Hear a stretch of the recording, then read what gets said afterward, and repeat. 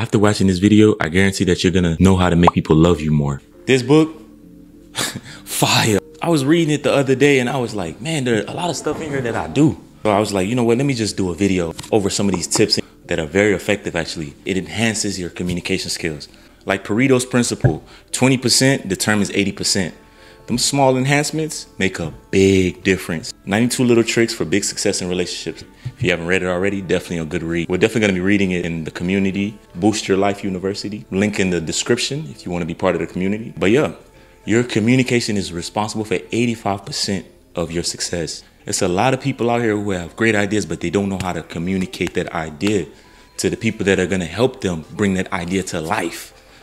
Communication rules the nation. After these tips, man, I guarantee you, bro, people are gonna love you more. They're gonna want to talk to you more, open up to you. People have cried to me. People have told me the deepest, darkest secrets.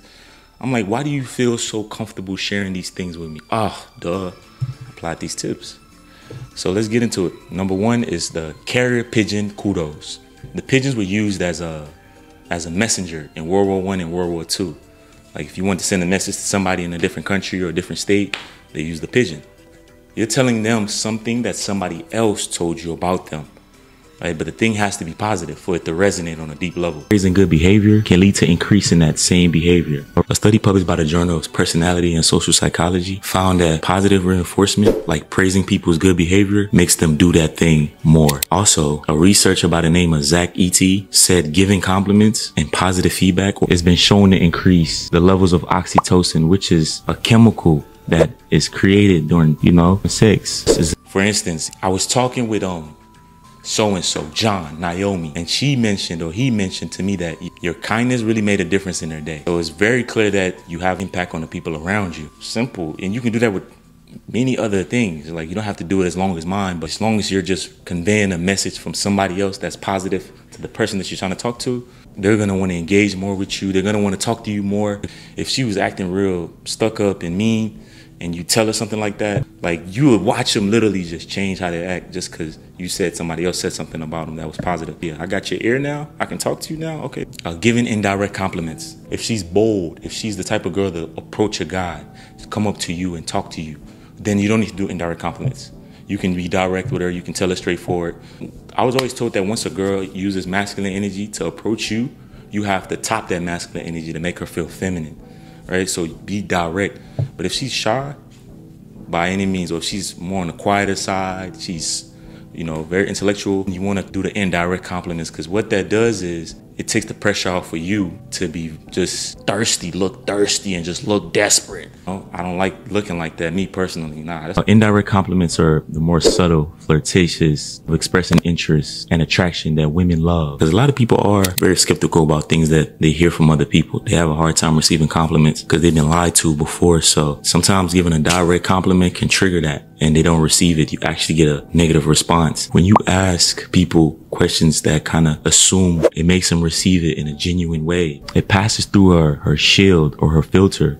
Hey, do you know any modeling agencies around here? You're implementing that she's beautiful. She looks good. She looks good enough to be a model. Say something like, man, this place lit up when you walked in here. You know any other spots with the same vibe? That's a little bit more slick. But if you say that, you're basically implementing that you would like to see her outside of here. Elliot Aronson, he said that people are more likable when you highlight their strengths in a subtle way comparative to a direct. But sometimes when you let people know their strengths openly, it can seem dishonest. Delaying your smile. Instead of immediately breaking into a broad smile, consider allowing your smile to grow. Don't be so quick to look friendly and goofy. Take in somebody's face before you smile. Just don't go up to her already smiling. I don't care if you got veneers in your teeth. For instance, if I go up to a girl and introduce myself to her, she introduces herself to me. You don't start off just smiling. Take in her face, take in whatever she has on, how she looks, and then smile. Don't walk up, shake her hand while you're already smiling. It just insinuates that I'm not just smiling because I'm a friendly person. I'm smiling because you made me smile. Delay it a little bit. Wait till she tells you her name. Wait till you look in her eyes and you figure out the color of her eyes, and then throw the little smile out there. Sticky eyes. This is a powerful form of eye contact, so use it at your own discretion. Backed up by research, backed up by science. A guy by Kellerman Lewis, he says sticky eyes could enhance interpersonal connections. Basically just maintaining eye contact with an intense, engaging look. Right? Just even when you talk, like You know, be very intense with this level of attentiveness is attractive, flattering, especially to women. You'll make her feel valued and understood on a deep level. Seem genuinely interested and locked in. Only thing I would say with this one is to balance it. Balance the intensity. Don't do it for everything she says. What is it? So what is it is basically encouraging people to come talk to you by wearing something different, like something unique, like a fashionable piece.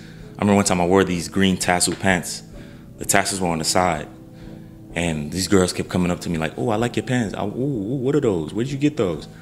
And boom, just like that. Listen, encouraging people to initiate conversation with you through your choice of clothing, very strategic way to spark curiosity and open the door for interaction. Another way you can kind of do it that I do is with my fragrance. You have to have a signature, a scent that is so unique that when people smell it, people will come up to you and ask you, what is it that you have on? Let's stop there for now, right? Imagine what else is in there that I haven't touched on. Those are 5 of the 92 tricks that you can do for big success in relationships. Success in relationships, like I said, get this book.